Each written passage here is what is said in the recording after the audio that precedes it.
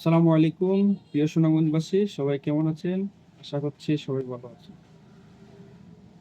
তো আজকে একটি বিষয় নিয়ে আলোচনা করতে চাই, যে বিষয়টি হচ্ছে আমাদের রিসেন্টলি আপডেটে অনেকেরই ফোনে প্রবলেম হচ্ছে। প্রবলেম বলতে কিছু কিছু বাগ দেখা দিচ্ছে। কিছু ইউজ করতে গিয়ে অনেক সময় দেখা গেছে এই উপরে যে আপনাদের নোটিফিকেশন বার থাকে বা এটাকে নেভিগেশন বার বলে, অথবা আপনাদেরকে সহজ ভাষায় যদি বলি, যেখানে ব্যাটারি নেটওয়ার্কের সেকশন, চার্জিং সেকশনের উপরে যে চার্জের পড থাকে, এখানে অনেকের এই অ্যাপসের ইন্টারফেসটা উঠে যায়, যার কারণে টাইম দেখা যাইতেছে না বা ব্যাটারি দেখা যাইতেছে না, এরকম অনেকজন মানুষই বলতেছেন, অনেকজন ইউজাররা বলতেছেন। তো আপনাদেরও কি হচ্ছে এরকম? না দুই একজনে, হাতে গোনা দুই একজনের কাছ থেকে এইরকম প্রবলেম পাইছি বা তারা আমাদেরকে জানিয়েছে।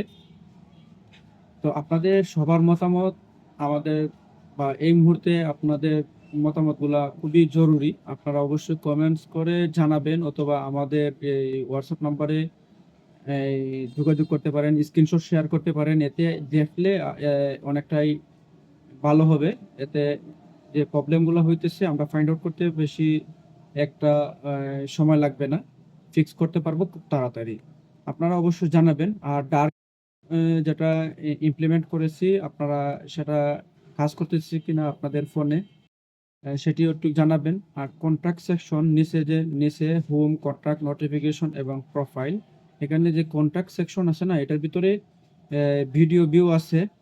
সেটার ব্যবহার কি আপনারা বুঝতে পেরেছেন, বা এটা ব্যবহার হইতেছে কিনা, বা কোনো প্রবলেম হইতেছে কিনা, বা এটা ঢুকলে কি কোনো অ্যাপস ক্রাশ করে বের হয়ে যাইতেছে কিনা, এই বিষয়গুলো, সম্পূর্ণ বিষয়গুলো কার সাথে কোন ধরনের প্রবলেম হইতে পারে সেটা হয়তো বা আপনারাই ভালো জানবেন।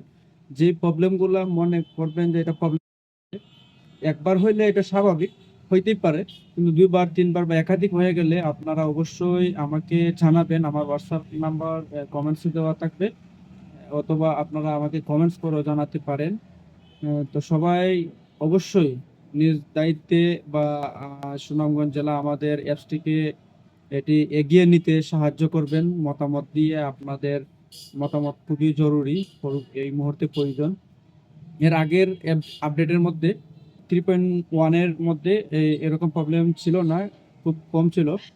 আর এখন আপডেট দেওয়ার পরে 31 জুলাই যখন আপডেট দেই, তখন এরপর থেকে 1 তারিখ থেকে আজকে 3 তারিখ, এর মধ্যে দুই তিনজনের এরকমটাই জানিয়েছেন। আপনাদের সাথে শেয়ার করলাম। আপনারা সবাই এই বিষয় নিয়ে একটু দেখবেন, দেখে অবশ্যই আমাকে জানাবেন।